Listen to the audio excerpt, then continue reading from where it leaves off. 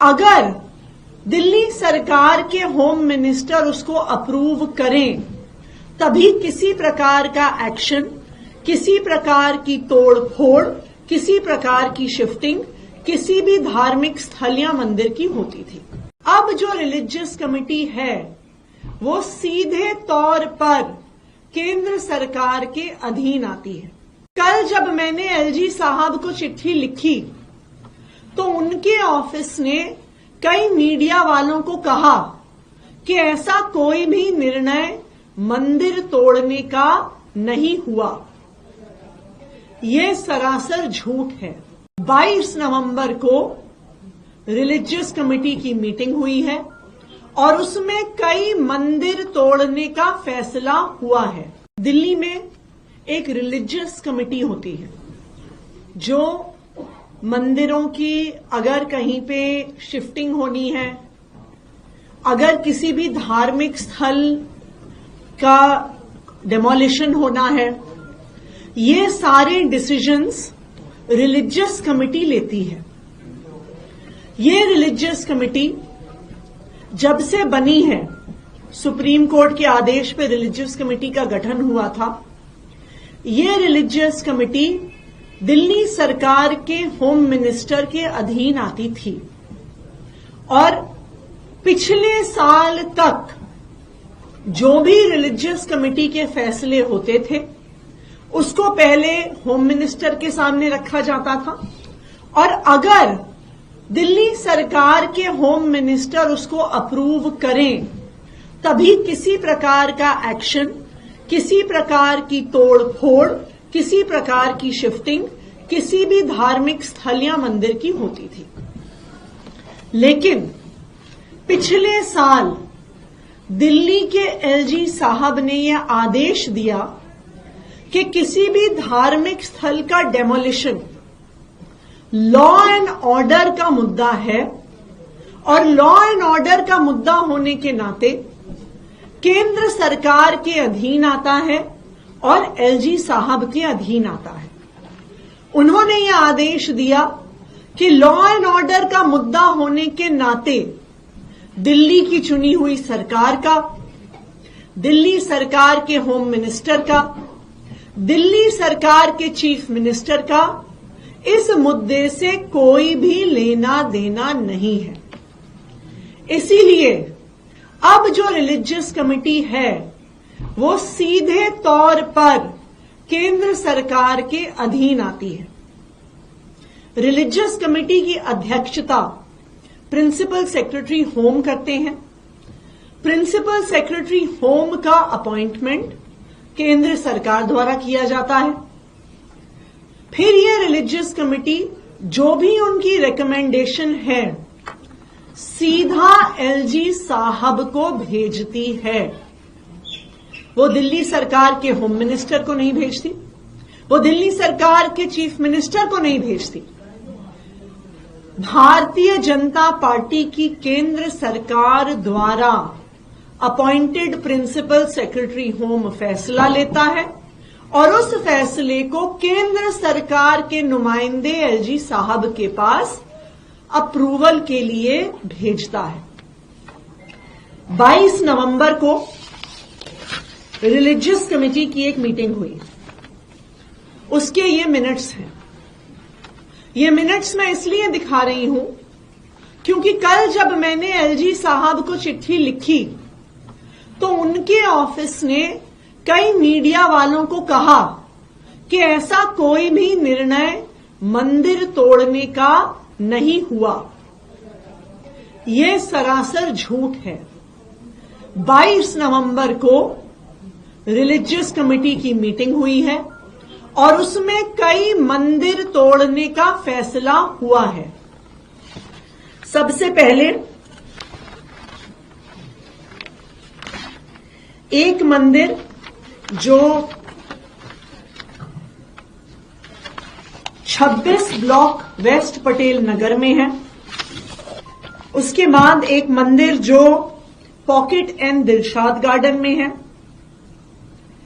एक मंदिर जो बी ब्लॉक सीमापुरी में है, एक मंदिर जो 395 गोकुलपुरी में है, एक मंदिर जो न्यू उस्मानपुर फ्लैट्स के गेट नंबर 1 के पास है, एक हनुमान जी की मूर्ति जो Ambedkar park B3 block Sultanpuri में है, और एक बौद्ध धर्म का धार्मिक स्थान, बौद्ध धर्म का स्थल जो पार्क I ब्लॉक I सुंदर नगरी में है।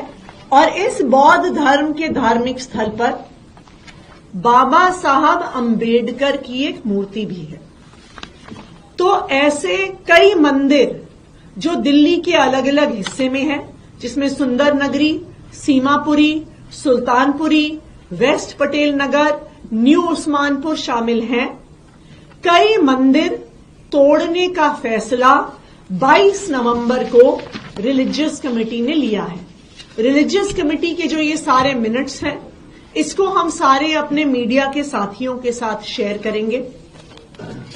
इस फैसले के होने के बाद ये फाइल भारतीय जनता पार्टी केंद्र सरकार के नुमाइंदे जो LG साहब हैं, उनके पास भेजी गई। LG साहब ने इस फाइल को अप्रूवल दे दिया है, और अब चाहे DDA हो, चाहे MCD हो, चाहे दिल्ली पुलिस हो, चाहे जो वहां का DM SDM हो, वो इन सब मंदिरों को तोड़ने की तैयारी कर रहे हैं। सब पुलिस वालों को इत्तला हो गई है कि पुलिस फोर्स उनको देनी पड़ेगी मंदिर तोड़ने के लिए। आप सबको याद होगा, पिछले साल भी इसी तरह पटपड़गंज के एक इलाके विनोद नगर में शनि मंदिर के एक हिस्से को खुलेआम तोड़ा गया था। केंद्र सरकार के आदेश द्वारा तोड़ा गया था। पब्लिक बहुत नाराज हुई थी, सड़क पर भी आ गई थी, लेकिन केंद्र सरकार के आदेश पर दिल्ली पुलिस ने उस शनि मंदिर को तोड़ डाला था। देखिए, एक तरफ आम आदमी पार्टी है, अरविंद केजरीवाल जी हैं, जो दिल्ली के हर मंदिर के हर पुजारी को, दिल्ली के हर गुरुद्वारे के हर ग्रंथी को 18,000 रुपए की सम्मान राशि देने की घोषणा कर रहे हैं।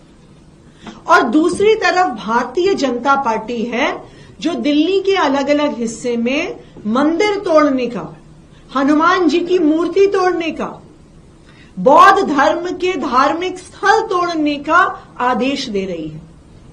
मैं आज भारतीय जनता पार्टी से, केंद्र सरकार से, भारतीय जनता पार्टी की सरकार के नुमाइंदे LG साहब से, दिल्ली के लोगों की तरफ से ये अपील करना चाहूंगी कि इन मंदिरों से, इन धार्मिक स्थलों से लोगों की आस्था जुड़ी हुई है।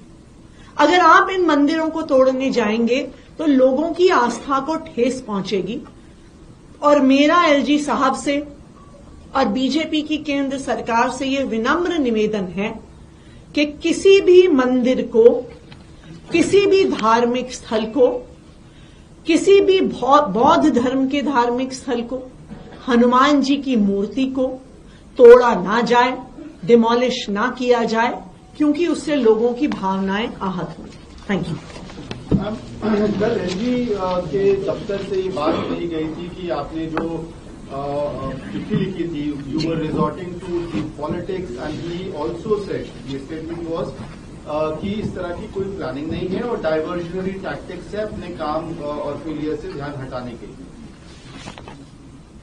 ये कागज है, ये डॉक्यूमेंट्री प्रूफ है कि 22 नवंबर को जो रिलीजियस कमेटी केंद्र सरकार द्वारा अपॉइंटेड प्रिंसिपल सेक्रेटरी होम की अध्यक्षता में होती है, जो रिलीजियस कमेटी LG साहब के आदेश अनुसार काम करती है, जो रिलीजियस कमेटी LG साहब के आदेश अनुसार अब दिल्ली की चुनी हुई सरकार, उसके होम मिनिस्टर, उसके चीफ मिनिस्टर के अधीन नहीं है, उस रिलीजियस कमेटी ने सीमापुरी में, न्यू उस्मानपुर में, वेस्ट पटेल नगर में, मंगोलपुरी में मंदिर तोड़ने का फैसला लिया है।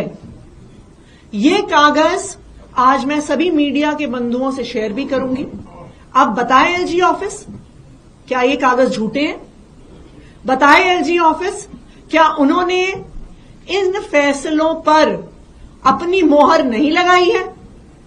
वो बताएं कि क्या दिल्ली पुलिस को इस फैसले की इत्तला नहीं दी गई है? क्या दिल्ली पुलिस के अलग अलग एरियाज के एसएचओज को नहीं बताया गया है कि इन मंदिरों को तोड़ना है, इन धार्मिक स्थलों को तोड़ना है? ये सारी सूचना एमसीडी के पास भी दी गई है, डीएम ऑफिसेज में दी गई है, दिल्ली पुलिस को दी गई है। इन सब मंदिरों और धार्मिक स्थानों को तोड़ने का भारतीय जनता पार्टी का इरादा है। और मैं एलजी ऑफिस से भी आग्रह करूंगी कि अगर वो मंदिर नहीं तोड़ना चाहते हैं तो वो इस आदेश को वापस लें, लेकिन वो झूठ तो ना बोलें।